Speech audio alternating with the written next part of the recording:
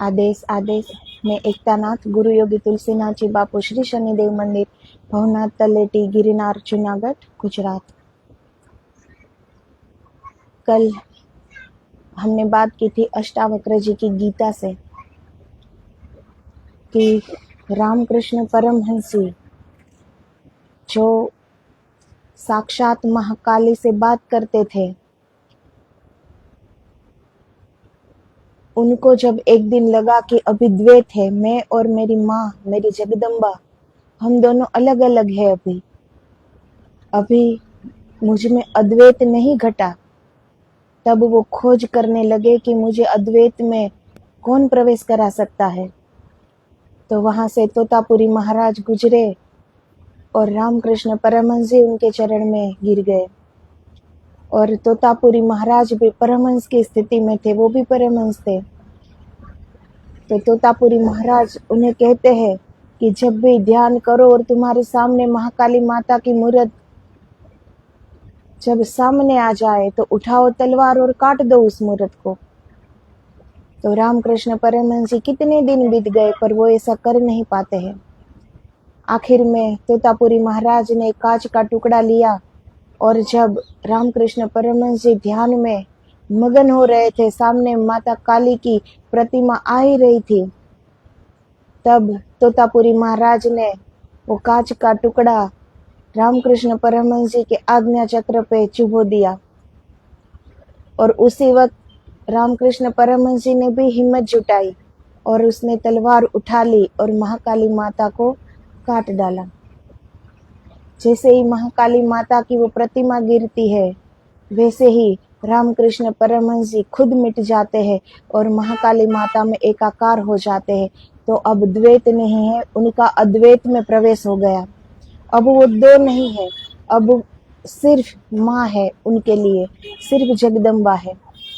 तो जिसे अद्वैत में प्रवेश करना है उसे ये स्वीकार करना पड़ेगा कि पूरे जगत में परमात्मा के सिवा कुछ भी नहीं है, वो ही एक है, हम कुछ भी नहीं है। तो ये देहाभिमान छोड़ना होगा कि ये देह में हूँ। तो रामकृष्ण परमहंस जी जब ये घटना घटित हुई तब 6 दिन तक वो ऐसे शून्य में प्रवेश कर गए। कुछ सुध बुध नहीं, कुछ भूख नहीं, कुछ प्यास नहीं, कुछ भी नहीं। और 6 दिन के बाद जब उनकी आंखें खुली तो वो कहते हैं कि आखिरी बाधा थी वो भी छूट गई। तो वो रामकृष्ण परमहंस जी वो परमहंस की स्थिति में थे। माता जगदम्बा महाकाली माता आमने सामने बात करते थे, लेकिन फिर भी वो द्वैत में थे। अद्वैत अब हुए जब तोतापुरी महाराज के सानिध्य में ये घटित हुआ। तो जीवन में सदगुरु की क्या महिमा है, सदगुरु की कृपा क्या होती है, ये इनसे हमें पता चलता है। तो अष्टावक्र जी का भी यही कहना है कि ये जो हमारी मान्यता है कि ये देह में हूँ, मैं और परमात्मा अलग अलग है, ये मान्यता को काट दो तो सत्य सामने आ जाएगा, सत्य समझ में आ जाएगा कि मैं कुछ भी नहीं, सब कुछ परमात्मा है और वो है पूरी सृष्टि में, पूरे ब्रह्मांड में। और रामकृष्ण परमहंस जी एक लौते ऐसे व्यक्ति थे जिसने हर संप्रदाय की साधना की थी। सत्य को खोजने की चेष्टा हर संप्रदाय से उन्होंने की थी। तो रामकृष्ण परमहंस के जीवन में एक और उल्लेख है, उन्होंने सभी धर्मों की साधनाएं की है। वे अकेले व्यक्ति थे मनुष्य जाति के इतिहास में जिन्होंने सभी धर्मों के मार्ग से सत्य तक जाने की चेष्टा की। साधारणतः व्यक्ति पहुंच जाता है एक मार्ग से, फिर कौन फिक्र करता है दूसरे मार्गों की। जब हम एक संप्रदाय एक धर्म में मानते हैं और हम मेहनत करने लगते हैं, अभ्यास करने लगते हैं, अपने आप को समर्पित कर देते हैं हमारे इष्ट देव को, तो उस धर्म से भी हम शिखर तक पहुंच सकते हैं। तो जो पहुंच जाते हैं तो फिर वो क्यों चिंता करें कि दूसरे मार्ग से भी हम इस शिखर पर आ सकते हैं कि नहीं। लेकिन रामकृष्ण परमहंस जी ने ये चिंता की कि किस किस रास्ते से हम इस शिखर तक आ सकते हैं, और वो सारे रास्ते पार करके उस शिखर तक पहुंचे। तुम पहाड़ की चोटी पर पहुंच गए, फिर दूसरी पगडंडियां भी लाती है या नहीं लाती है, कौन फिक्र करता है? जो वहां तक पहुंच गया है शिखर की चोटी तक, वो ऐसे कितने हैं जो फिक्र करें कि और पगडंडियां भी यहाँ शिखर तक लाती है कि नहीं। लेकिन रामकृष्ण परमहंस जी ने ये फिक्र की। बाकी लाते हो न लाते हो, प्रयोजन किसे है? लेकिन रामकृष्ण परमहंस जी बार बार पहाड़ की चोटी पर पहुंचे, फिर नीचे उतर आए, फिर दूसरे मार्ग से चढ़े, फिर तीसरे मार्ग से चढ़े। वे पहले व्यक्ति है जिन्होंने सभी धर्मों की साधना की और सभी धर्मों से उसी शिखर को पा लिया। कितनी मेहनत होगी, कितना अभ्यास होगा, कितना समर्पण होगा, कितना दृढ़ संकल्प होगा। वो बार बार शिखर तक पहुंचते हैं। एक धर्म को की साधना में वो बार बार शिखर तक पहुंचते हैं और बार बार उसी चोटी से वो नीचे उतरते हैं और दूसरी पगडंडियों से वो शिखर तक जाते हैं। तो वो हर धर्मों, हर संप्रदाय की साधना की और हर धर्म में वो शिखर तक पहुंचे। हर साधना में उन्होंने मंजिल पाई। अलग अलग पगडंडियों से वो शिखर तक पहुंचे। तो रामकृष्ण परमहंस जी करुणा के अवतार, कितनी दया होगी कि खुद मेहनत की। वरना कौन देखता है चोटी पर पहुंचकर कि दूसरे रास्ते भी यहाँ तक आते हैं कि नहीं। लेकिन रामकृष्ण परमहंस जी ने देखा कि हर हर पगडंडी कहाँ जाती है, इस शिखर तक लाती है कि नहीं लाती है। कितनी मेहनत की होगी, कितना अभ्यास किया होगा, कितना समर्पण होगा।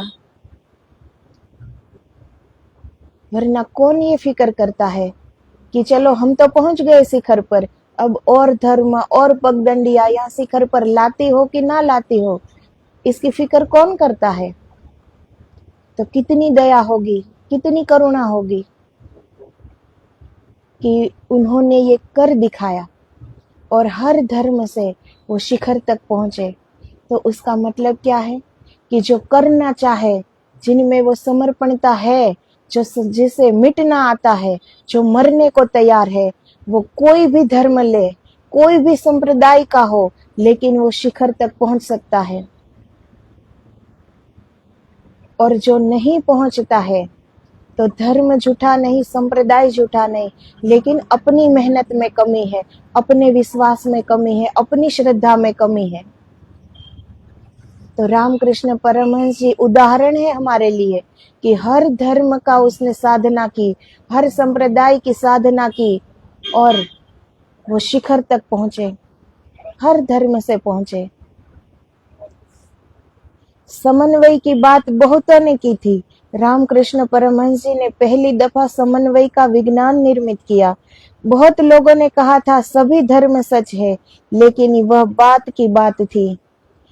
तो ये बहुत लोग कहते हैं कि हर धर्म सत्य है, हर धर्म सच है, हर धर्म हमें शिखर तक पहुंचा सकता है, लेकिन ये तो सिर्फ बात थी। लेकिन रामकृष्ण परमहंस जी ने ये साक्षी बन गए हर धर्म के कि सच में हर धर्म सच है और हर धर्म हमें शिखर तक पहुंचा सकता है। ये उन्होंने करके दिखाया, उन्होंने बात नहीं की है, उन्होंने करके दिखाया। ये उसे अनुभव का बल दिया, अपने जीवन से प्रमाणित किया। जब वे इस्लाम की साधना करते थे तो वे ठीक मुसलमान फकीर हो गए। वे भूल गए राम कृष्ण अल्लाहू अल्लाहू की आवाज लगाने लगे, कुरान की आयतें सुनने लगे, एक मस्जिद के द्वार पर ही पड़े रहते थे, मंदिर के पास से निकल जाते, आंख भी न उठाते, नमस्कार तो दूर ही रही, भूल गए काली को।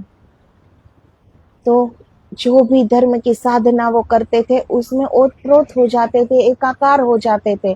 जब उन्होंने इस्लाम की साधना की तो वो भूल गए राम को, कृष्ण को, और अल्लाहू अल्लाहू बोलने लगे।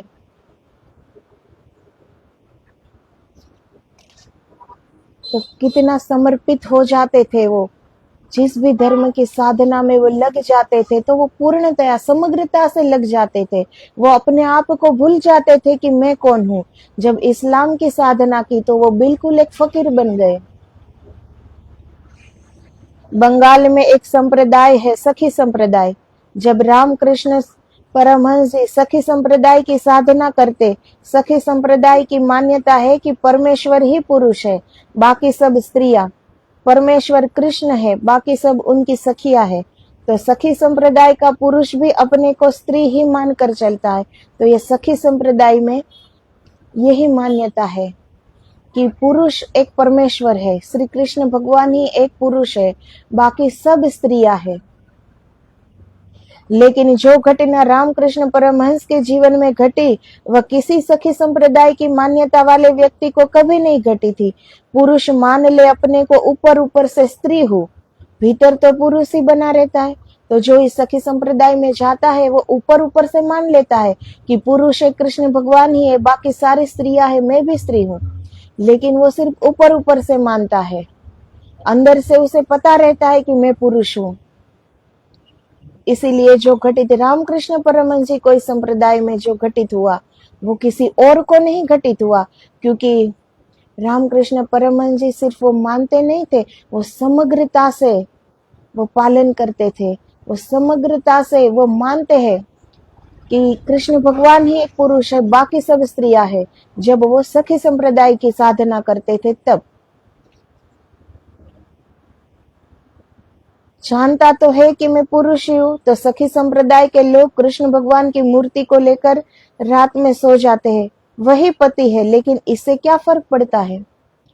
तो जब ये सब करते हैं तो इससे फर्क क्या पड़ता है, अंदर से सबको मालूम होता है कि मैं पुरुष हूँ।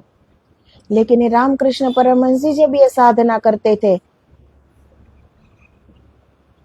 तो पूर्ण समर्पित कि मैं सब स्त्रियां है, एक ही पुरुष है परमेश्वर। लेकिन जब रामकृष्ण भगवान ने परमहंस ने साधना की तो अभूतपूर्व घटना बनी। बड़े बड़े वैज्ञानिकों भी चकित कर दे ऐसी घटना घटी। 6 महीने तक उन्होंने सखी संप्रदाय की साधना की।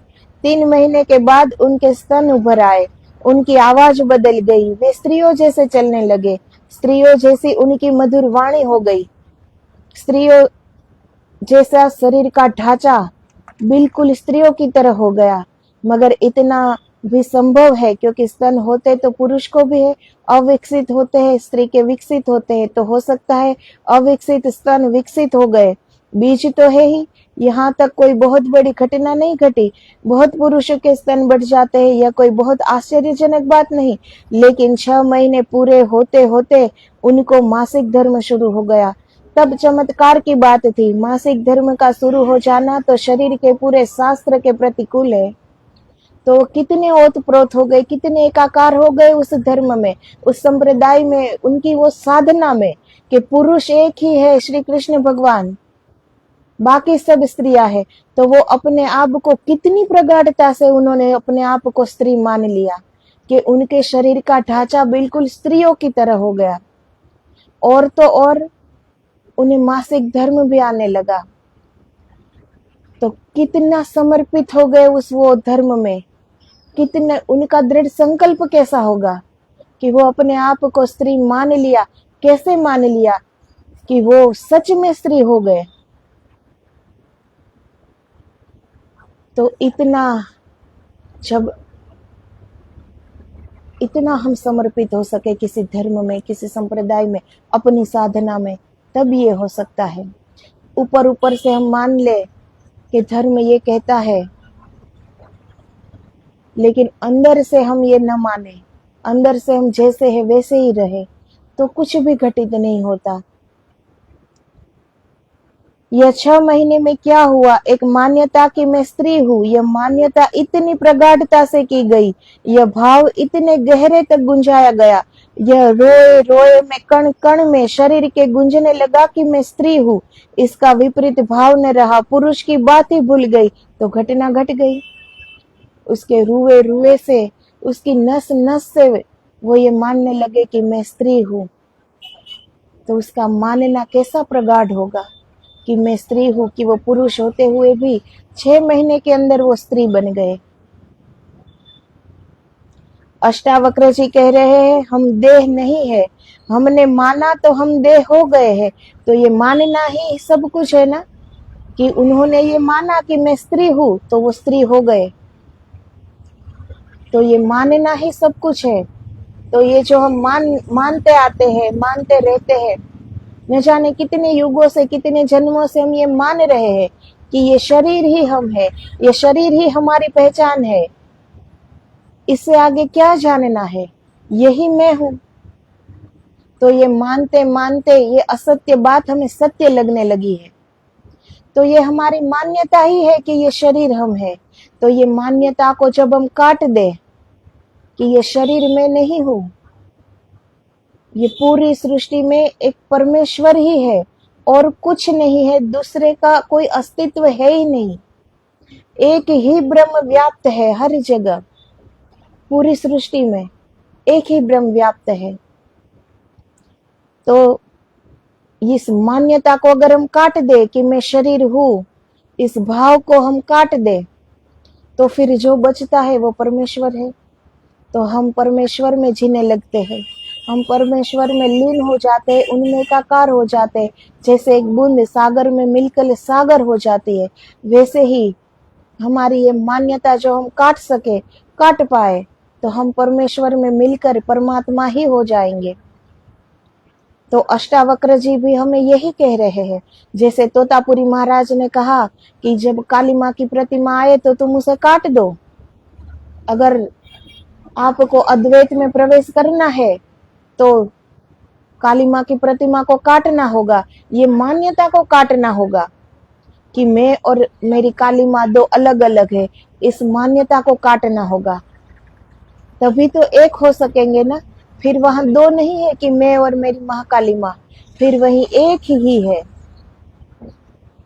तो हमारा मिटना ही, हमारा कट जाना ही, हमारी मान्यताओं का कट जाना ही परमेश्वर हो जाना है। हमने जो मान लिया हम वही हो गए। संसार हमारी मान्यता है और मान्यता छोड़ दी तो हम तत्क्षण रूपांतरित हो सकते हैं। छोड़ने के लिए किसी यथार्थ को बदलना नहीं है, सिर्फ एक धारणा को छोड़ देना है। तो और कुछ बदलना नहीं है, सिर्फ हमारी जो धारणाएं है कि ये संसार ही सत्य है, ये शरीर हमारा रूप है, यही हमारा स्वरूप है, इसी धारणा को काटना है, इसी धारणा को रूपांतरित करना है कि मैं कुछ भी नहीं हूँ, मैं ये शरीर नहीं हूँ। मेरे अंदर जो परमात्मा है वो ही एक है, सिर्फ एक ही ब्रह्म है, दूसरा कोई है ही नहीं, दूसरे का अस्तित्व ही नहीं है, सिर्फ परमेश्वर ही है, चारों ओर वो ही वो है। हम वस्तुतः अगर शरीर होते तो बदलाहट बड़ी मुश्किल थी। हम वस्तुतः शरीर नहीं है, हम वस्तुतः तो शरीर के भीतर छिपा जो चैतन्य है वही है, वह जो साक्षी है, दृष्टा है। देहाभिमान पाशेन चिरम बद्धो असि पुत्र बाधो अहम ज्ञान खंगेन तन्निष्कृत्य सुखी भव। उठा बोध की तलवार, मैं बोध रूप हूँ, उठा ऐसे भाव की तलवार और काट डाल इस धारणा को कि मैं देह हूँ, फिर तो सुखी है। तो अष्टावक्र जी क्या कहते हैं कि अब एक तलवार उठा और इस सारी मान्यता को, इस सारी धारणाएं को जो आज तक हम मान रहे हैं, जो आज तक हमारी मान्यता रही है, उसे काट दो और वो कटते ही हम सुखी हो जाएंगे। क्योंकि जब तक ये शरीर है तब तक ही सारे दुख है, क्योंकि दुख तो इस शरीर को होता है ना, आत्मा में तो कोई दुख है नहीं। आत्मा किसी बंधन में बंधे हुई नहीं है, ये शरीर बंधन है। इस शरीर को लगता है, इस शरीर को चोट लगती है तो हमें दुख होता है। आत्मा को कुछ लगता ही नहीं है, वो तो हर सुख दुख से वो तो परे है। आत्मा ही परमात्मा है, वो हर बंधन से परे है, वो असीम आकाश की तरह मुक्त है, बिल्कुल मुक्त। तो हमारा जन्म, हमारा जीवन मुक्ति में ही हुआ है, लेकिन फिर भी हम मोक्ष प्राप्ति के लिए कितना प्रयत्न करते हैं। तो हमारा जीवन मुक्ति में ही है, हम मुक्ति में ही हमारा जन्म हुआ है, क्योंकि हमारी आत्मा परम मुक्त है, परम स्वतंत्र है। लेकिन हमारी धारणाएं, हमारी मान्यता है कि मैं शरीर हूँ, और इसलिए हम बंधन में आ गए हैं। हमने अपने आप को खुद बांध लिया है, स्वयं को हमने अपने आप ही बांध लिया है, वरना बंधन कहाँ है। आत्मा को कोई बंधन नहीं है। बंधन ये शरीर का है, बंधन हमारी मान्यता का है, बंधन हमारी धारणाएं का है। अगर वो छूट गई, अगर वो टूट गई, तो फिर आत्मा तो परम मोक्ष में ही है, वो तो परम मुक्त है। उन्हें कहाँ कोई कर्म है, वो तो एक दृष्टा है, वो सिर्फ एक साक्षी है, और जो साक्षी होता है उसे कोई कर्म नहीं लगता। हम जो भी कर्म करते हैं तो ये हमारी मान्यता हम है कि मैं ये शरीर हूँ, ये मैंने किया, ये मैं कर रहा हूँ, इसीलिए कर्म बंधन चढ़ रहा है कि ये मैंपन की भावना हर पल मौजूद रहती है हम में। लेकिन ये मैंपन, ये हमारा अहंकार जब टूट गया, छूट गया कि मैं कुछ भी नहीं कर रहा हूँ, हम समर्पित हो गए ईश्वर के चरणों में, हम मिट गए, मर गए कि मैं कुछ हुई ही नहीं, अब जो कर रहा है वो कर रहा है, मैं कुछ भी नहीं कर रहा हूँ, तो वो कर्म बंधन से परे हो जाएगा। फिर उन्हें कैसा कर्म बंधन, वो हर बंधनों से मुक्त हो जाएगा। इसमें जरूरत होती है विवेक की, हमारा विवेक जागृत होना चाहिए।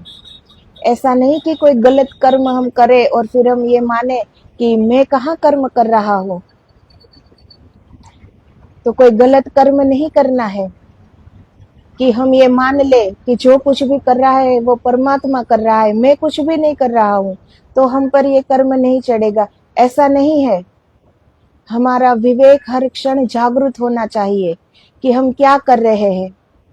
हमसे किसी को दुख तो नहीं पहुंच रहा, किसी को हमसे चोट तो नहीं लग रही है। हर क्षण जागृत होना, हर क्षण सजग रहना। बेहोशी में जीना, जीना नहीं होता। हर पल सजाग होकर जीना, जागृति में जीना, साक्षी भाव में जीना, वो जीवन है। हम जिसे जीवन मान रहे हैं वो एक धीमी मृत्यु है, जो हर सांस हमें मृत्यु की ओर ले जा रही है। तो वो हम मृत्यु में ही जी रहे हैं, ये सिर्फ मान रहे हैं कि हम जी रहे हैं। जीवन जागृति का नाम है, जीवन होश का नाम है, जीवन बेहोशी का नाम नहीं है। और अगर हम सच में होश में होते, सजग होते, तो ये देहाभिमान कब का छूट गया होता कि ये शरीर में हूं। तो हमें पता लग गया होता कि मैं कुछ भी नहीं हूं, चारों ओर जिसकी सत्ता है वो केवल परमात्मा है। तो हमारा ये मैंपन बीच से निकल जाता और हम भी उसी परमात्मा में एकाकार हो जाते, वहां द्वैत मिट जाता और हम अद्वैत में प्रवेश कर पाते। लेकिन ये नहीं हो पा रहा है। इसका मतलब है कि हमारा अभिमान अभी छूटा नहीं है, हमारा मैंपन अभी टूटा नहीं है, इसलिए ये नहीं हो पा रहा है। सारे दुख देह के हैं, जन्म है, बीमारी है, बुढ़ापा है, मृत्यु है, सभी देह के हैं। तो जन्म हुआ शरीर का ही हुआ ना। मैं बीमार हूं तो बीमार कौन है? बीमार ये शरीर ही है ना। जब तक हम ये मानते हैं, जब तक ये हमारी मान्यताएं छूटती नहीं है, जब तक हमारी ये धारणाएं है कि मैं ही ये शरीर हूँ, यही मेरा स्वरूप है, यही मेरी पहचान है, तब तक सारे दुख है। क्योंकि बीमार भी ये शरीर होता है, चोट भी शरीर को ही लगती है, दुख भी शरीर को ही आता है। आत्मा बिल्कुल विमुक्त है इन सभी से। आत्मा को न सुख है, न दुख है, न चोट है, न बीमारी है, न कोई कर्म है, न कोई बंधन है। वो परम मुक्त है, परम स्वतंत्र है, बिल्कुल आकाश की तरह। तो हमारा जन्म मोक्ष में ही हुआ है। मोक्ष को प्राप्त नहीं करना है, सिर्फ हमारी जो मान्यता है उसको रूपांतरित करना है। हमें समझना है सिर्फ कि ये शरीर हम नहीं है। पूरे ब्रह्मांड में, पूरी सृष्टि में एक की ही सत्ता है, और वो है परमात्मा की सत्ता, जो हमारे ही अंदर है, कहीं दूर नहीं है, और चारों ओर वो ही वो है। हर जगह एक ही ब्रह्म व्याप्त है। तो जो ये हमारा देहाभिमान है, ये हमारा जो अहंकार है कि ये मैं कर रहा हूं, ये मेरा है, ये मेरा शरीर है, ये मेरी पहचान है, ये मेरा स्वरूप है, ये जो हम मान गए हैं, इसीलिए इससे आगे हम बढ़ नहीं पा रहे हैं। क्योंकि जब हम मान चुके कि यही मेरा स्वरूप है, तो हम अपना जो स्वस्वरूप सच में जो हम है, उस ओर कैसे बढ़ेंगे? जब हम सोच ही नहीं पाते कि इनसे अलग हम है, तो वो उत्कंठा कैसे हम में आएगी कि हम अपना जो असल स्वरूप है, जो सत्य का स्वरूप है, वो हम देख पाए। और उसके लिए हमारा मन बिल्कुल निर्मल होना चाहिए, हर दोषों से मुक्त। और उनकी पहली सीढ़ी है कि अपनी ओर दृष्टि। जब तक हम अपनी ओर नहीं देखेंगे, तब तक हमारे अंदर जो दोष है, हम जिस दोष से भरे पड़े हैं, हमारा मन जिस दोष से भरा पड़ा है, उससे हम कभी मुक्त नहीं हो पाएंगे। तो पहली दृष्टि हम पर आनी चाहिए। जो ये हम जीने के आदी हो गए हैं ना, दूसरों पे दृष्टि रख के कि दूसरा क्या कहेगा, दूसरा क्या सोचेगा, इस दूसरे से निकलकर अपने आप पर आना होगा कि मुझ में क्या भूल है, मुझ में क्या दोष है, मुझ में क्यों एकाग्रता की कमी है, मैं क्यों भीतर नहीं उतर पा रहा हूं, ऐसा क्या दोष है, ऐसी कौन सी बाहर की उड़ान है कि मैं भीतर नहीं उतर पा रहा हूं, मैं अपने आप को देख नहीं पा रहा हूं। तो पहली दृष्टि खुद पर आनी चाहिए। जब हमारे सारे दोष, हम सारे दोषों से मुक्त हो गए, तभी मन निर्मल होगा। जब तक मन का बहाव बाहर की ओर है, तब तक हम भीतर कभी नहीं देख पाएंगे, हम भीतर कभी उतर नहीं पाएंगे। जिसको सच में ये प्यास है कि अद्वैत में प्रवेश करना है, तो भीतर उतरना एक ही कुंजी है, वो हमारे ही भीतर उतर कर ही होगा। उसकी कुंजी बाहर नहीं है। बाहर कितना ही फिरो, बाहर कितना ही भटको, बाहर कितना ही सुनो, बाहर कितना ही समझो, लेकिन करना हमें स्वयं ही पड़ेगा। उतरना हमारे स्वयं के भीतर ही पड़ेगा, क्योंकि उनका रास्ता कहीं बाहर नहीं है, हमारे ही अंदर है। लेकिन हम उन सत्य को बाहर ढूंढने जाते हैं। हमारी परिभाषा क्या हो गई है कि बाहर ही सुख है, ये संसार ही सत्य है और बाहर ही सुख है। इसीलिए हम बाहर बाहर ही रह रहे हैं। हमारे सारे धर्म, हमारे सारे संप्रदाय, न जाने कितनी मोटी मोटी किताबें हर संप्रदाय की, हर धर्म की हमारे पास है, और सारे धर्म हमें उलझा के रखता है। सारे लोग उलझे हुए पड़े हैं कि कौन सा धर्म सही है, किस रास्ते से जाए। किसी को नहीं पता कि क्या सही है, क्या सत्य है। सब धर्म अलग अलग कहता है, और सब इसमें उलझे रहते हैं कि ये सही है, कि ये सही है। लेकिन सच्चा मार्ग हमारे ही अंदर है। समझना क्या है? बड़ी बड़ी पुस्तकें पढ़ लो, बड़े बड़े ग्रंथ पढ़ लो, समझना इतना ही है कि हमारा अहंकार छोड़कर हमें हमारे भीतर उतरना है, और ये जानना है कि मैं कौन हूं। तो बाहर जितने भी ग्रंथ में लिखा है, वो झूठी बात नहीं है, हर बात सत्य है। वेदों की, शास्त्रों की, पुराणों की, हर ग्रंथ की बात, हर एक अक्षर सत्य है। लेकिन वो दूसरे का अनुभव है, हमारा नहीं। वो दूसरे की अनुभूति है, हमारी नहीं। इसीलिए हम जान नहीं पाते। हम सुन तो सकते हैं, हम समझ भी सकते हैं कि ये सत्य है, लेकिन हम अनुभूति नहीं कर सकते, क्योंकि वो दूसरे का अनुभव हम पढ़ रहे हैं, ये दूसरे की अनुभूति है जो हम समझ रहे हैं। लेकिन अच्छा पढ़कर, अच्छा सुनकर हम जो अपने जीवन में अमल करें और वो अनुभूति स्वयं पाए, तो ही हम सत्य के दर्शन कर पाते हैं। उधार का लिया हुआ सत्य हमें कहीं नहीं पहुंचा पाता। वेदों में, शास्त्रों में हर बात सही है, हर बात सत्य है, लेकिन उनका साक्षी हम स्वयं नहीं है। वो किसी और की बात है, वो किसी और के शब्द है, वो किसी और की अनुभूति है जो हम पढ़ रहे हैं। लेकिन हमारा अहंकार इतना बड़ा है कि हम बड़े बड़े ग्रंथ पढ़कर क्या सोच लेते हैं कि ये सब तो हम जानते हैं। तो जानने से क्या होगा? जानते तो सब है, सब कुछ जानते हैं, क्योंकि दुनिया में ऐसी कोई बात है ही नहीं जो लिखी ना जा चुकी हो।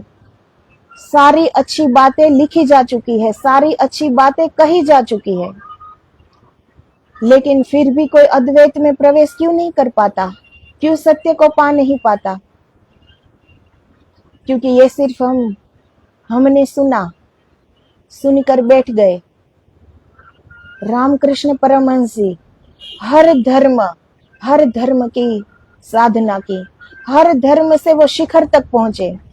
वो अपने धर्म कि वो महाकाली माँ को मानते थे, उनका अपना धर्म था, उनका अपना संप्रदाय जो वो मानते थे, वो शिखर पर पहुंच गए। तो उनको क्या जरूरत थी कि फिर वो वापस वहां से उतरे और दूसरी पगडंडी से, दूसरे धर्म के हिसाब से वो चले?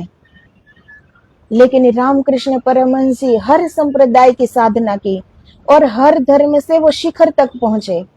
तो वो साक्षी बन गए कि हर धर्म सच्चा है, हर धर्म से हम शिखर तक पहुंच सकते हैं, अगर पहुंचना हो तो।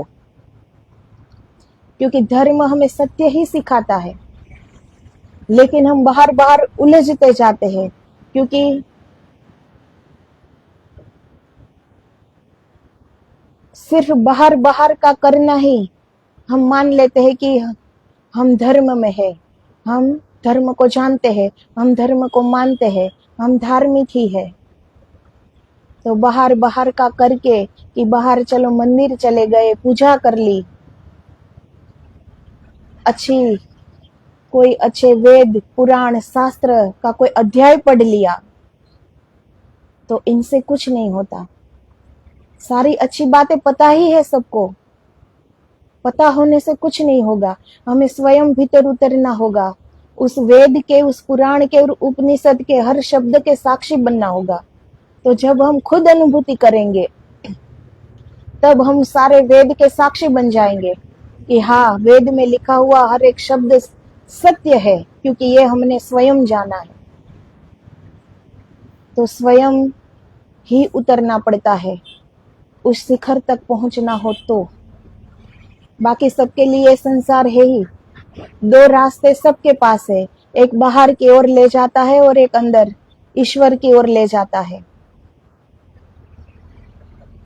बाहर की ओर अगर जाना इतना जरूरी है, तो पहले कोशिश करें कि भीतर चले, क्योंकि जब भीतर के सत्य का दर्शन हो गए, जब भीतर ये हमें पता चल गया कि चारों ओर एक ही सत्ता है परमेश्वर की, तो फिर हम बाहर भी जाएंगे तो उलझेंगे नहीं, क्योंकि हम सुलझ गए। और जो सुलझ जाते हैं उन्हें कोई उलझा नहीं पाता, क्योंकि अब उनके पास स्वयं का एक सत्य है, उन्होंने देख लिया है कि सत्य क्या है।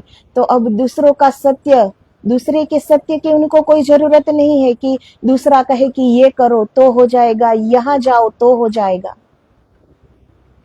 क्योंकि अब खुद के पास एक सत्य होगा, अब एक खुद का अनुभव होगा, खुद की अनुभूति होगी, तो वो कहीं उलझेंगे नहीं, हम सुलझ जाएंगे। हमारे देश में इतने धर्म है, इतने संप्रदाय है, इसलिए ही हम सब बाहर उलझे रहते हैं कि ये पढ़ो, इस धर्म में जाओ, उस धर्म में जाओ, कौन से रास्ते से हम जाए। पर हर रास्ता शिखर तक पहुंचा सकता है, लेकिन हम सिर्फ पढ़ने में रह गए, सिर्फ सुनने में रह गए। लेकिन जिन्होंने किया वो पहुंच गए। तो सारे दुख शरीर के हैं। चोट शरीर को लगती है, बीमारी शरीर को आती है। सारे दुख देह के है, जन्म है, बीमारी है, बुढ़ापा है, मृत्यु है, सभी देह के है। देह के साथ तादात्म्य है तो देह की सारी पीड़ाओं के साथ भी तादात्म्य है। जब देह जरा जीर्ण होती है तो हम सोचते हैं मैं जरा जीर्ण हो गया। जब देह बीमार होती है तो हम सोचते हैं मैं बीमार हो गया। जब देह मरण के निकट पहुंचती है तो हम घबराते हैं कि मरा। तो ये हमारी मान्यता है सब। हम इस देह के साथ इतना बंध गए हैं, उसे ही अपना सब कुछ मान रहे हैं। जब देह जीर्ण होती है तो हम मानते हैं कि मैं जीर्ण हो रहा हूँ। ये देह मरती है तो हम मानते हैं कि मैं मर गया। देह बीमार होती है तो हम मानते हैं कि मैं बीमार हो गया। देह को चोट लगती है तो हम मानते हैं कि मुझे चोट लगी। इसीलिए सारे दुख है, इसीलिए सारी पीड़ाएं है। अगर हम ये मान ले कि ये शरीर हम नहीं है और हमारे अंदर जो आत्मा है उनसे शरीर का जमीन आसमान का अंतर है। हम इतने दूर खड़े हैं इस शरीर से, हम सिर्फ देख रहे हैं, हम सिर्फ साक्षी है कि क्या हो रहा है, ये हम सिर्फ देख रहे हैं। तादात्म्य साधना सबको आता है। हम अपने शरीर के साथ कितना तादात्म्य साध चुके हैं कि देह को कुछ भी होता है हम मानते हैं कि